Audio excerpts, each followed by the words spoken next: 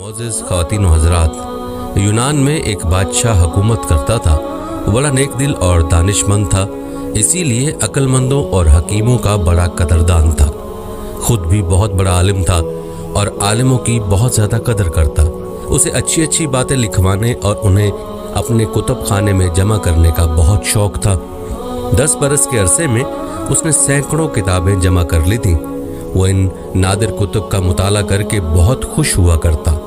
बादशाह एक दिन बैठा मुताले में मसरूफ़ था कि उसे ख्याल आया, कुतुब खाने में ऐसी कोई किताब मौजूद नहीं जिसमें इंसानी जिस्म की तमाम बीमारियों की अलामत और उनका इलाज तहरीर हो।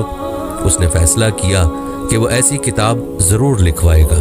बादशाह ने उसी वक्त शाही हकीम को बुलाया और कहा, हकीम साहब, मैं चाहता हूँ कि आप हिकमत पर ऐसी किताब लिखें जिसमें तमाम इंसानी बीमारियों की इलामात और उनका इलाज तहरीर हो। शाही हकीम ने कहा, सरकार, मैं आपकी बात अच्छी तरह समझ गया।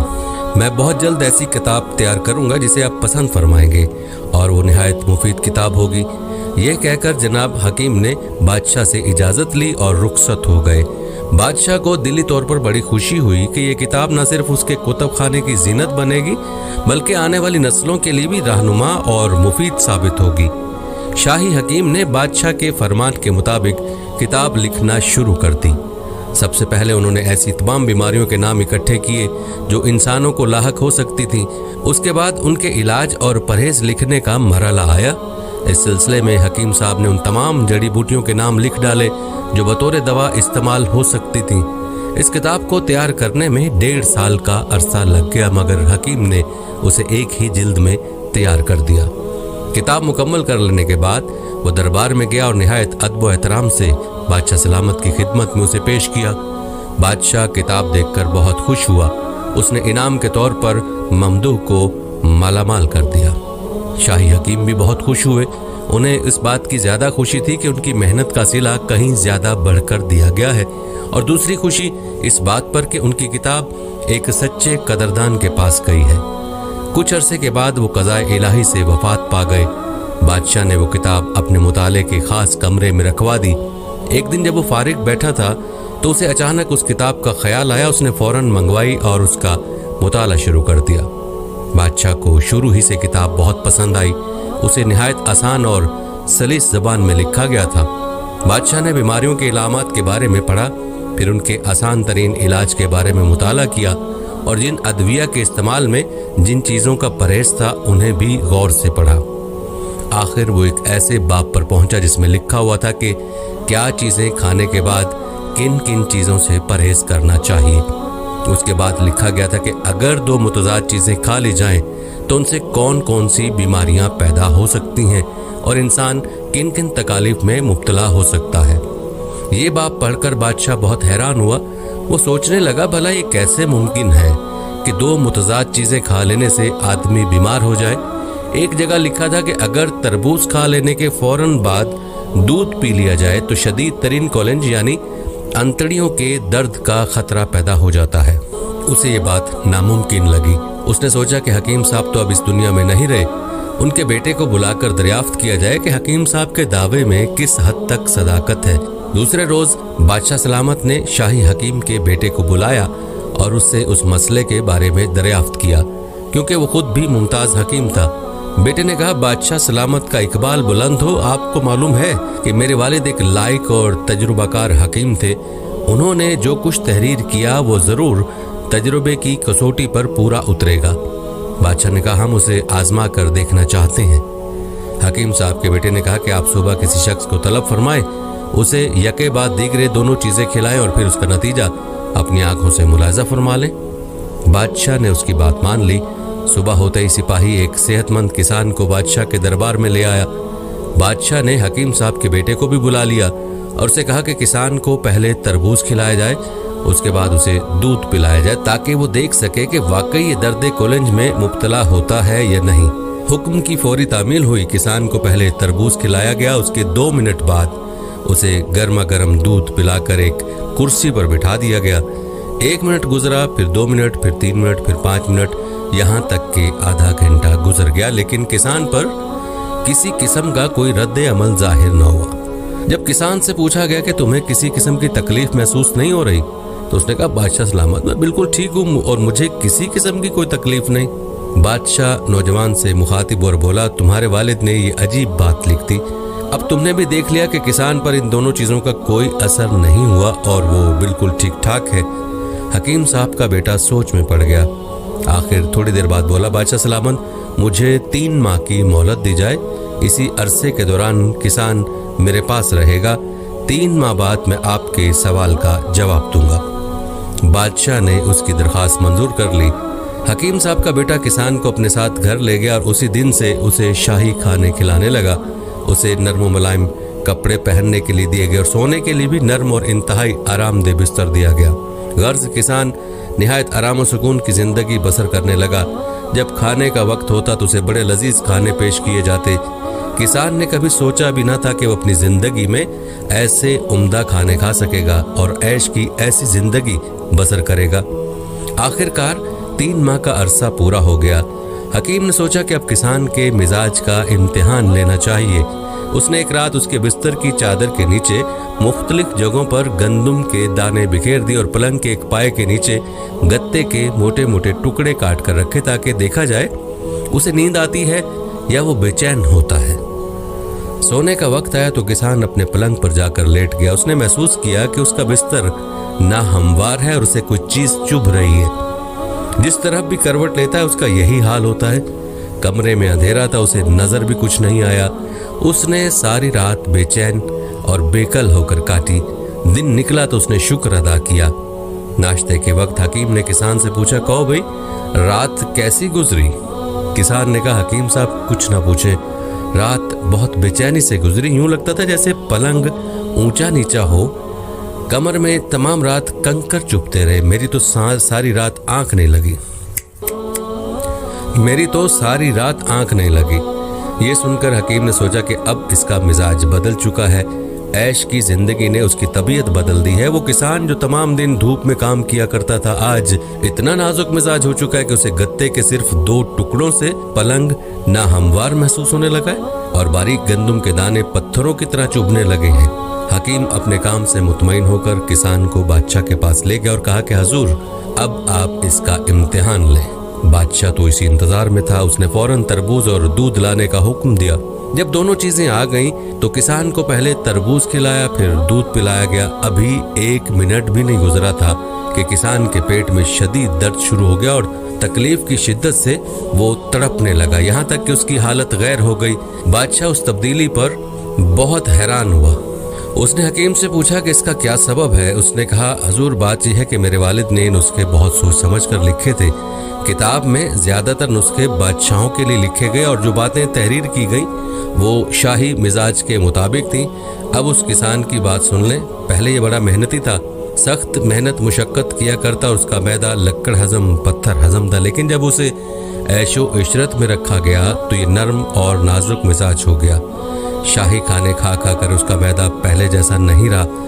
आज आपने देख लिया कि तरबूज और दूध ने उस पर कितनी जल्दी असर किया और ये दर्द और तकलीफ की वजह से तड़पने लगा। ये सिर्फ और सिर्फ आराम तलबी और मेहनत ना करने का नतीजा है। किसान जब तक मेहनत करता और सादा जिंदगी बसर करता रहा वो बीमारियों से दूर रहा, लेकिन जब वो मेहनत तर्क करके ऐशो आराम की जिंदगी बसर करने लगा उसकी तबीयत में नज़ाकत आ गई और वो बहुत जल्द बीमार हो गया। बादशाह ने हकीम के बेटे की बात मान ली और किसान के इलाज का हुक्म दे दिया। अल्लाह ताला हमें आराम की बुरी आदत से बचाए और मेहनत करने वालों की तरह कामयाब बनाए।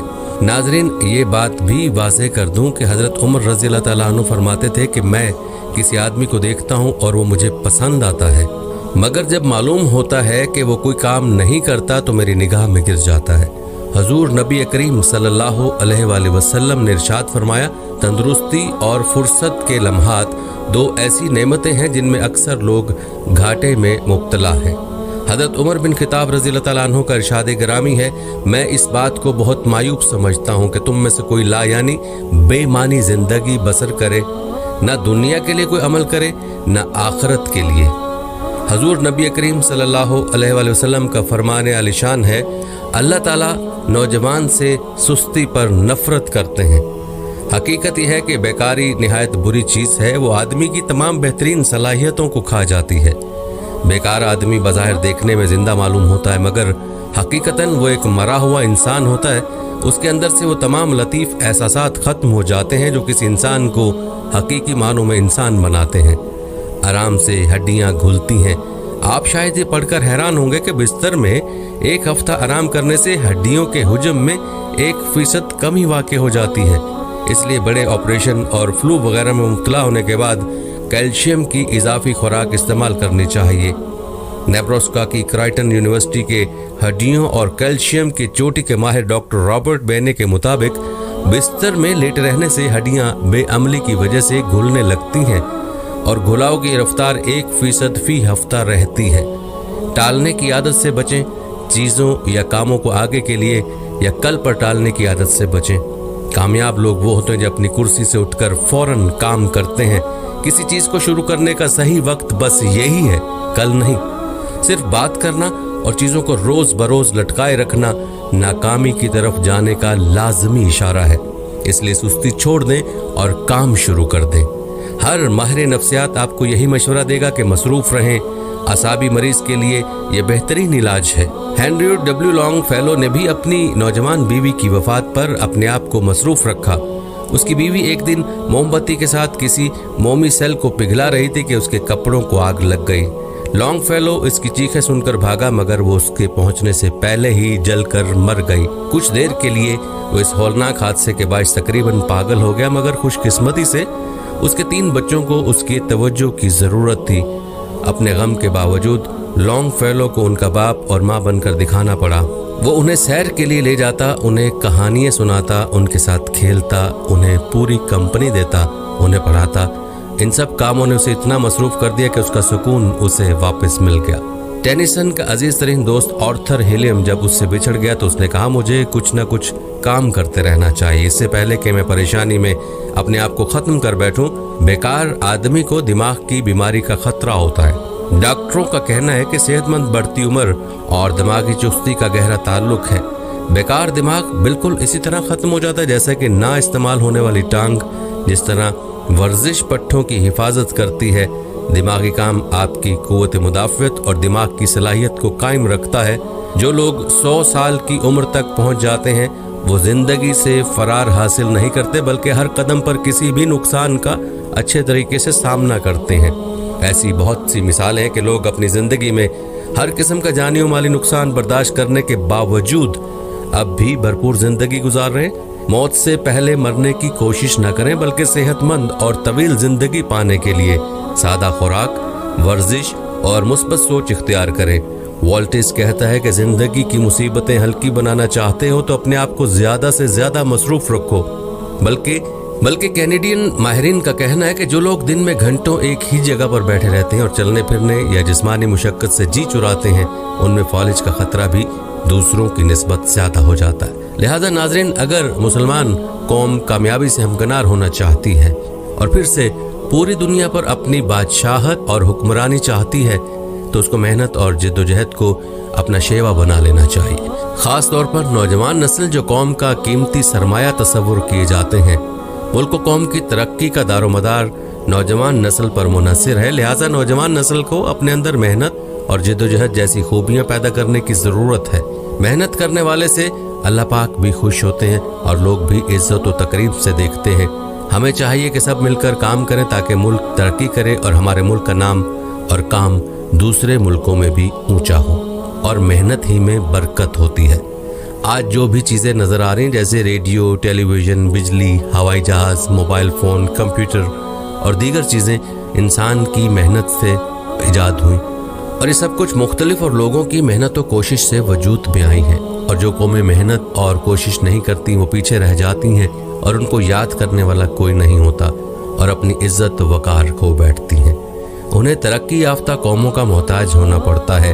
मेहनत ही से तरक्की मुमकिन है। जिस चीज़ के लिए मेहनत और कोशिश की जाए वो ज़रूर मिलती है। जैसा कि किसान मेहनत से खेत में बीज डालता है, उसको वक्त पर काश्त करता है और उसका ख्याल रखता है, उसे वक्त पर पानी देता है, सारा दिन मेहनत करता है, फिर उसको मेहनत का फल अनाज की सूरत में मिलता है।